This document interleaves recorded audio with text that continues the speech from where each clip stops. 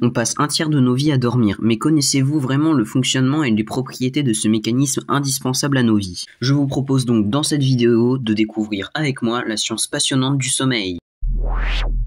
Alors, le sommeil, comment ça fonctionne? Il faut déjà savoir que le sommeil est composé de plusieurs cycles, et chaque nuit de sommeil est composée de 3 à 6 cycles. Chaque cycle peut durer entre 1 et 2 heures. Chacun de ces cycles est composé de plusieurs parties de sommeil.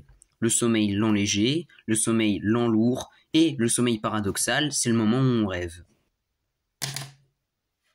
Quand on dort, la majorité de notre corps est encore fonctionnel, mais les messages envoyés du cerveau vers les muscles sont bloqués pour éviter qu'on effectue les mêmes mouvements dans la vraie vie que ceux qu'on effectue dans le rêve. Mais pendant le sommeil, les globes oculaires fonctionnent toujours, car la partie du cerveau qui bloque les messages ne se trouve pas sur le chemin entre le cerveau et les yeux. Bon, maintenant vous savez comment est découpé le sommeil. Mais vous vous demandez peut-être à quoi sert le sommeil.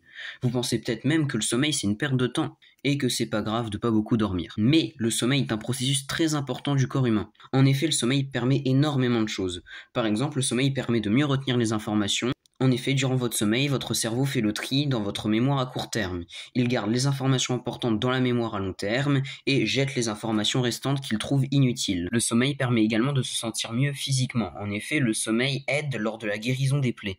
Il est important de dormir car si vous êtes privé ou que vous manquez de sommeil, cela affectera votre système immunitaire. Car pendant la période où on dort, on augmente son taux de leucocytes, aussi appelés globules blancs, qui sont bien connus pour être utiles au système immunitaire. Il a également été prouvé que le sommeil permet de réparer les neurones. En journée, le mouvement des chromosomes des neurones est réduit par l'activité cérébrale. L'activité cérébrale, justement, endommage l'ADN et donc les neurones. Mais lors du sommeil, les chromosomes peuvent de nouveau bouger et donc réparer les neurones abîmés.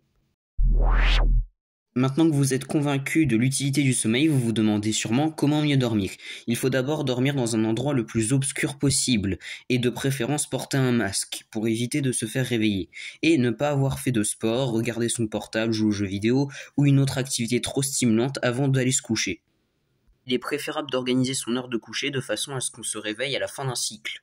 Et voilà, c'est la fin de cette vidéo un peu différente et un peu moins portée sur la science que d'habitude, que j'ai eu l'idée de faire en discutant du temps de sommeil avec un ami. Je vous dis salut et à la semaine prochaine pour le premier épisode d'un nouveau projet que je vais lancer.